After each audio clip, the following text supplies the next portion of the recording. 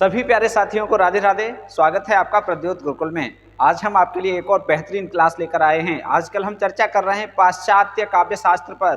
जी हाँ, पाश्चात्य काव्य शास्त्र के दो महत्वपूर्ण काव्य शास्त्री अर्थात दो महत्वपूर्ण विद्वान, दो महत्वपूर्ण काव्य शास्त्रकार जिन पर हमने चर्चा कर ली है। पहले नंबर पर हमने बात की थी प्लेटो पर और फिर हमने बात की अरस्तु पर। आज हम उसी श्रृंखला में तीसरे विद्वान काव्य शास्त्र के, जो पाश्चात्य काव्य शास्त्र के तीसरे विद्वान हैं, उन पर हम चर्चा करने के लिए आए हैं। सभी को राधे राधे है। ठीक है, सभी को राधे राधे। बांके बिहारी आप सब पर कृपा करें, आपको सफलता मिले। और आज ये पाश्चात्य काव्य शास्त्र पर आधारित अपनी तीसरी क्लास है। कौन सी क्लास है? तीसरी क्लास। आज हम चर्चा करेंगे लॉन्जाइनस। लॉन्जाइनस, ठीक है, लॉन्जाइनस, इन्हें लॉन्गिनुस या लॉन्गिनस भी कहते हैं। ठीक है, उदात्तवाद के ये प्रवर्तक हैं। ये काहे के प्रवर्तक हैं? उदात्तवाद के। ये सबसे अधिक आता है। उदात्तवाद के प्रवर्तक कौन हैं? तो आपसे यदि पूछा जाए उदात्तवाद के प्रवर्तक कौन हैं, तो आप बता देंगे लॉन्जिनस। और इनका यदि समय पूछा जाए तो आप समय बता देंगे प्रथम से तृतीय शताब्दी। प्रथम से तृतीय शताब्दी। ठीक है, शताब्दी।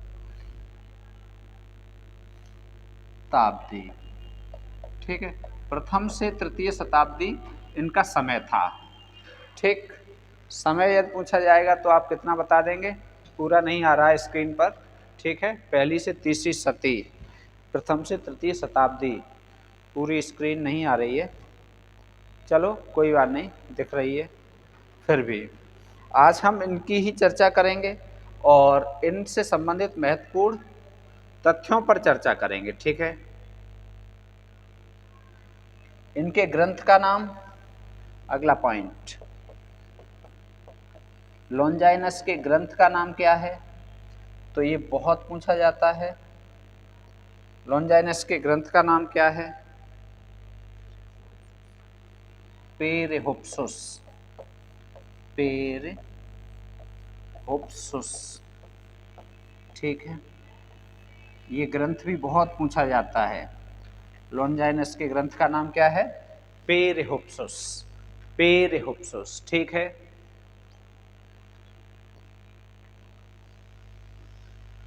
और इसका प्रथम प्रकाशन कब हुआ था?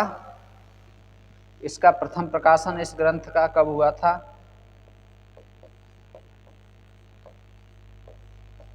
1554 में। ठीक है, कब हुआ था? 1554 ईस्वी।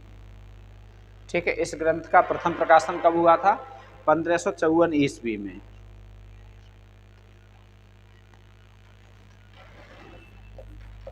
और पूछा जाए किसने कराया? रोबेरतेल्लो ने। इतावली विद्वान थे ये, रोबेरतेल्लो ने कराया था। ठीक है, इसका प्रकाशन किसने कराया था? रोबेरतेल्लो नामक इतावली विद्वान। ठीक है, इन्होंने इस ग्रंथ का पहली बार प्रकाशन 1554 ईस्वी में करवाया था। ठीक है, चलो अन्य महत्वपूर्ण तथ्य। अब ये मुख्यतः है क्या? तो ये भाषण शास्त्र है। क्या है ये? भाषण शास्त्र, रेटोरिक। ठीक है, क्या है ये? रेटोरिक। पूछा जाए पेरेहोप्सुस क्या है, तो पेरेहोप्सुस क्या है? भाषण शास्त्र है। ठीक है, पेरेहोप्सुस क्या है? भाषण शास्त्र है। ठीक, सही दिख रहा है। रेटोरिक पूरा नहीं आ रहा है स्क्रीन पे। अब ठीक है, चलो अब देखो अगली बात क्या है, महत्वपूर्ण बात। ठीक है, भाषण शास्त्र आप समझ गए। अगली महत्वपूर्ण बात क्या है? इस ग्रंथ की रचना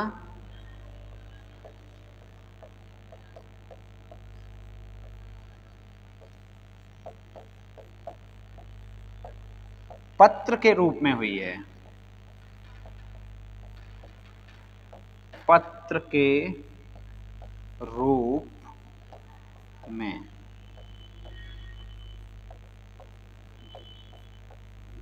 इस ग्रंथ की रचना पत्र के रूप में हुई है। कौन से ग्रंथ की? पेरेहुप्सुस की। पेरेहुप्सुस की रचना काय के रूप में हुई है? पत्र के रूप में। अंडरलाइन रखेंगे, महत्वपूर्ण बात, ठीक है। पत्र के रूप में लिखी गई है, ठीक है।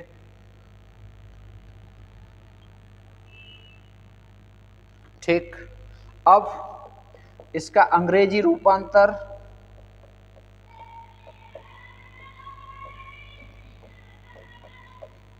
1652 ईस्वी में हुआ। इस ग्रंथ का अंग्रेजी रूपांतर कब हुआ? 1652 ईस्वी में। और इतावली में कब हुआ था? ये 1554 में प्रकाशित हुआ था, ठीक है।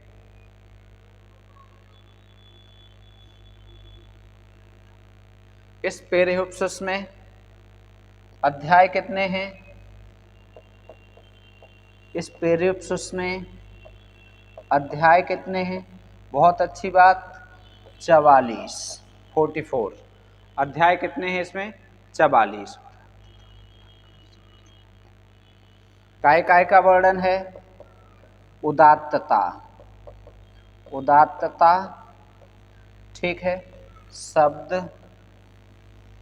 रूप और बिंब का वर्णन है इस ग्रंथ में, ठीक है। 44 अध्याय, उदात्तता, शब्द, रूप और बिंब का वर्णन है, ठीक है। अलंकार का भी है, अलंकार यहाँ लिखे नहीं है, कोई बात नहीं है। बिंब यहाँ लिख दें, फिर बाद में कहो लिखा नहीं, लिखे दे रहे हैं। अलंकार का वर्णन, ठीक है, पेरेहुप्सुस ग्रंथ में। पेरेहुप्सुस ग्रंथ बहुत महत्वपूर्ण, पेरेहुप्सुस ग्रंथ, ठीक है। अगला, इस ग्रंथ में सर्वत्र उत्तम पुरुष का वर्णन हुआ है। सर्वत्र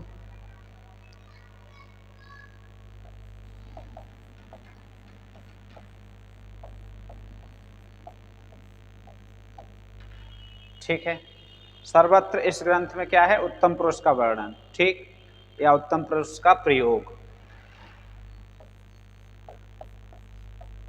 आप ऐसे कह सकते हो,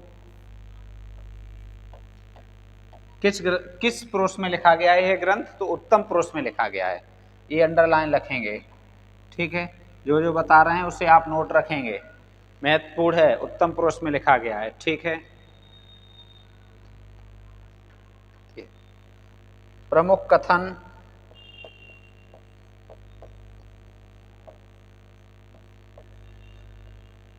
लॉन्जाइनस का महत्वपूर्ण कथन क्या है? सबसे महत्वपूर्ण कथन, लॉन्जाइनस का सबसे महत्वपूर्ण कथन जो परीक्षाओं में आता है क्या है? चलिए इस कथन को भी देखते हैं। उदात्तता महान आत्मा की अभिव्यक्ति है, महान आत्मा की अभिव्यक्ति है। उदात्तता महान आत्मा की अभिव्यक्ति है, ठीक है, बहुत महत्वपूर्ण कथन है। उदात्तता महान आत्मा की अभिव्यक्ति है, ये कथन किसका है? तो ये कथन इन्हीं का है। किनका? इन्हीं का। इनका किनका? लॉन्जाइनस का, ठीक है।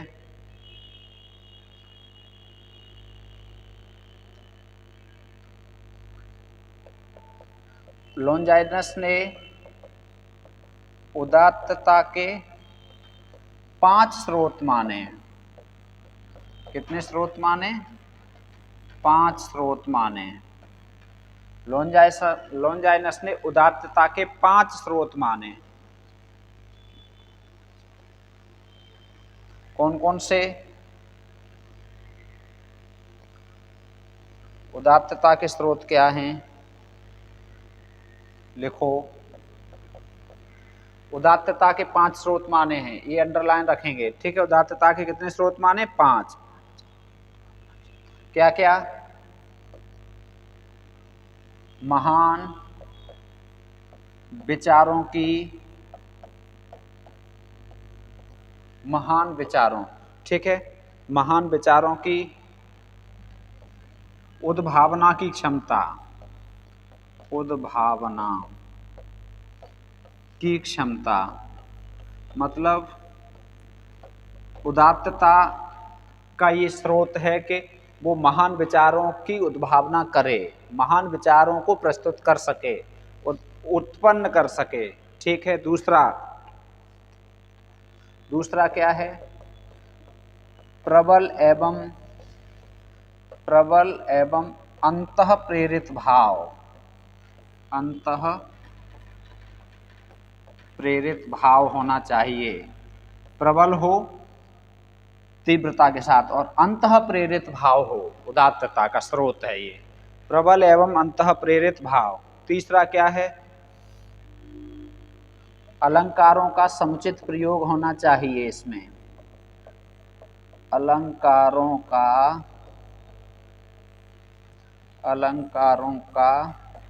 समुचित प्रयोग उदात्तता के लिए आवश्यक है, ठीक है। ये उदात्तता का स्रोत है, अलंकारों का समुचित प्रयोग, ठीक है। 3 हो गए। अब चौथा क्या है? चौथा भव्य पद योजना, भव्य पद योजना भी भव्य होनी चाहिए उदात्तता के लिए। उदात्तता के लिए क्या है? भव्य पद योजना होनी चाहिए। इसमें शब्द चयन, बिंब विधान शामिल है, ठीक है। शब्द चयन और बिंब विधान शामिल है इसमें, ठीक। इसके बाद अगला देखो, 5वां रचना की गरिमा और उत्कर्ष, ठीक है। जो रचना है उसकी गरिमा और क्या होना चाहिए? उत्कर्ष का समुचित प्रभाव, उत्कर्ष का समुचित प्रभाव,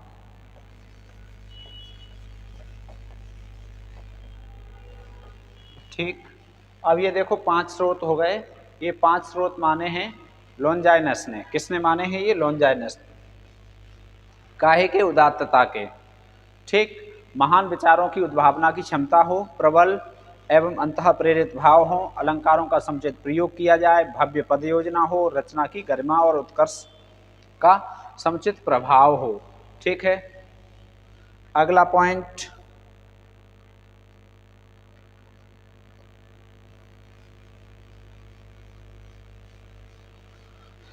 अगला पॉइंट, लॉन्जाइनस ने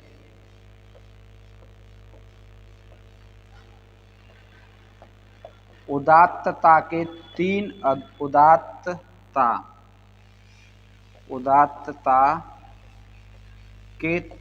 अवरोधक माने। कितने अवरोधक? 3 अवरोधक होते हैं, ठीक है। स्रोत कितने थे? 5। और अवरोधक कितने हैं? उदात्तता के अवरोधक कितने मान लिए इन्होंने? अवरोधक 3।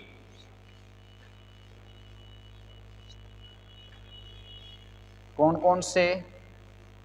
नंबर 1 शब्दाडंबर,